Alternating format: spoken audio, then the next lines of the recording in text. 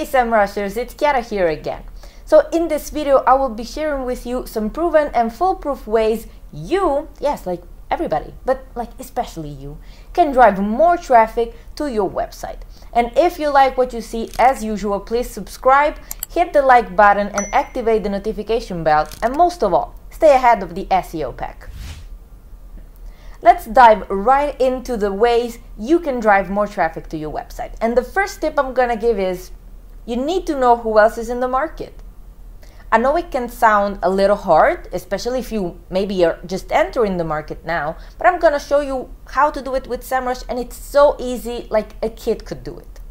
So first off, we're gonna open up Market Explorer to get a handle on which competitors are crushing it while bringing traffic to their website. This tool is a super powerful visualization tool that will show you the competitive landscape based on estimated traffic volume and traffic growth. You should pay closest attention to competitors who show up as game changers and leaders in the top 2 quadrants. These, in fact, are the players in your market who are growing traffic at the fastest pace.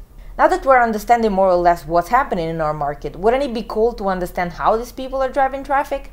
And that's exactly what the second tip is about, understanding where they're getting the traffic from.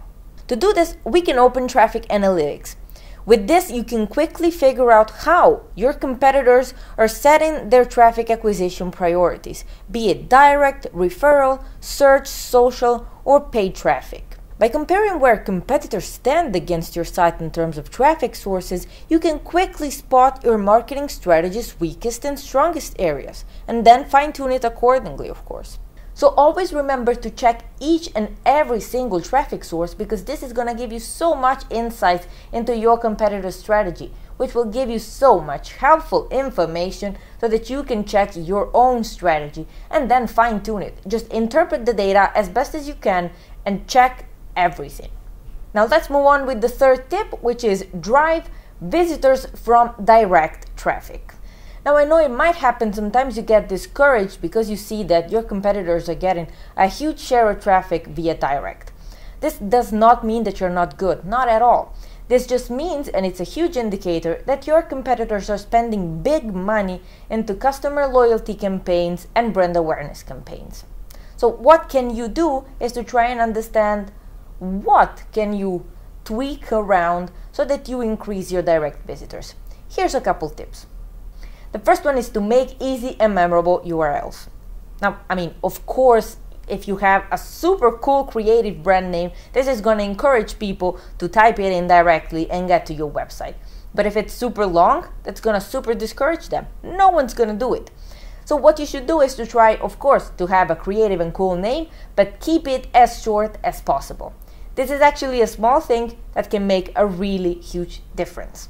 Just look at semrush.com/marketplace. It's super easy to type in and very easy to remember, and voila, you're already on our content marketplace page. Something else you should do is investing in brand awareness. In fact, if people don't know your brand, you can have the best URL in the world, but no one's gonna Google it, no one is gonna look for it. So what you should do is to try and make your brand as known as possible, be it offline or online strategies. You can go from billboards and business cards to YouTube display ads. All these things can help to boost brand recognition and bring in more direct traffic. And finally, there's nothing better than a return visitor. So you should always try and do whatever you possibly can to make people come back to your website once they have visited it. Be it the UX of the website, be it campaigns that you have with influencers or special contests, whatever you can do, try and bring people back, or better, try and make them want to come back for more and more of what you're offering. Now let's move on to the next tip, which is bringing visitors to your website through referral traffic. It is really helpful to understand in this case which sites are already referring to your competitors' websites. Why? Well, because maybe they should be referring to you, maybe they should be linking to you. What can you do to improve relationships with brands and other websites inside of your niche? This is going to be extremely helpful in building the authority of your website, not just to the eyes of all the people that already work in your niche and in your market, but especially to the customers, because if they see that a lot of important and high authority websites link to you, they will definitely be more inclined to follow you, to look for your services, to buy your products, and so on. In this case, basics of old school SEO definitely can work wonders when looking for authority links. Good old-fashioned white hat link building. So let's see how we can do that. The first thing is to get active on Quora. But many search queries, Quora's pages appear on the first page of the search results. You can do a bit of research to see how you can get on those Quora results, for example by using SEMrush's domain overview. In fact, you'll be able to see which pages rank first and for which keywords. So as you've seen, it's pretty easy to see which relevant Quora pages are already ranking high enough. So what's left for you to do is to pitch in the Quora community with your answer and include a link to a relevant piece of content from your site. That's it, backlink created. Another thing you should do is to try and be a part of conversations in forums and social media. Reddit, Facebook groups, and other platforms that draw large online crowds are great resources of potential traffic. You should just invest in a little bit of community mingling and then share links to high-value pieces of content or pages on your website. But here's the key to this one. Don't be spammy. Never, really never, ever, ever, ever, ever. Why? Because people don't like to be sold in these communities. They just want to go there to get an information, to get value, and that's exactly what you should do. Answer to a question, give value, provide people with what they're looking for, and they will come back to your website. But if they see that you're trying to oversell yourself, they will just think, oh, here's another one, and never come back to you.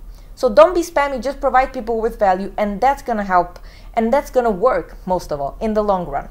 And finally, even though we kind of said it in the previous point, create original and authentic content. We're spammed all day, literally all day, with inauthentic and spam content that we're not really interested in. But I'm definitely gonna tell you that you can ask whoever you want. The thing that works the most for all the people that have a lot of success is always creating super original and authentic content. That's what always pays off in the long run. The next off is increasing visitors through search traffic. Or maybe not. You're not gonna see this specific piece of advice in this video. And it's not just because I don't want to give it to you, which is not the case. I definitely want to.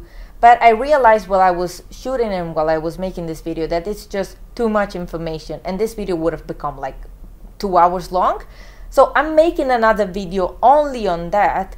But in case you need some SEO information, SEO content and stuff like that, I'm gonna leave you the SEO checklist that we published a month ago, which is super, super useful. Go and check that out. We're getting close to the end of the list, and next off is increasing visitors via social media traffic. Remember how a few minutes ago I was telling you how to use Market Explorer and Traffic Analytics to see where your competitors are getting traffic from? Well, you can go even deeper than that and not just see that they're driving traffic from social media, but from which exact social media and how much traffic. Let's see how to do that. Too many social media managers get bogged in follower counts and likes, while it's way more important to understand if people actually visited your website from social media and if they did actually in the end buy anything. Now let's look at this example of Expedia.com and Agoda in the Traffic Analytics tool. Agoda generally wins over Expedia when attracting traffic from social networks, despite having way fewer followers across all social media accounts. Oh, and something that also works wonders with this is to create special contests for the followers of your account, but having the registering form to set contests on your website so that they go from the social media exactly where you want them to go, which is your website, of course. Something else you should do is create teasers for your content. Be it audio, text, video, it doesn't really matter. People just love to be teased. Create something small to post on your social media and then direct the audience to your website to read the full content. And last but not least, I cannot stress this enough. Compelling CTAs. I mean, click here, it just doesn't make it anymore.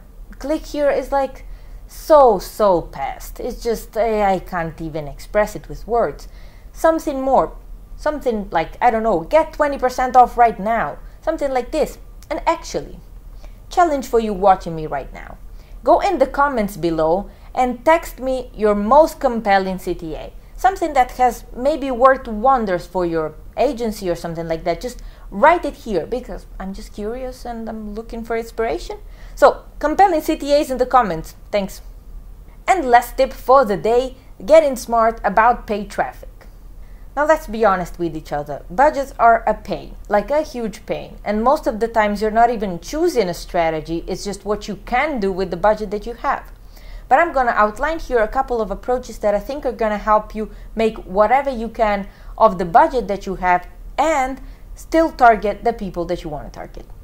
First off, remarket competitors' audiences on relevant platforms. You should already know who your key competitors are, so you can assume you have audiences overlap with each other. The Audience Insights report can really help you identify which competitors you share the least similar audiences with. And once you have identified this audience, you can use it to expand your reach by retargeting them on sites that they visit frequently.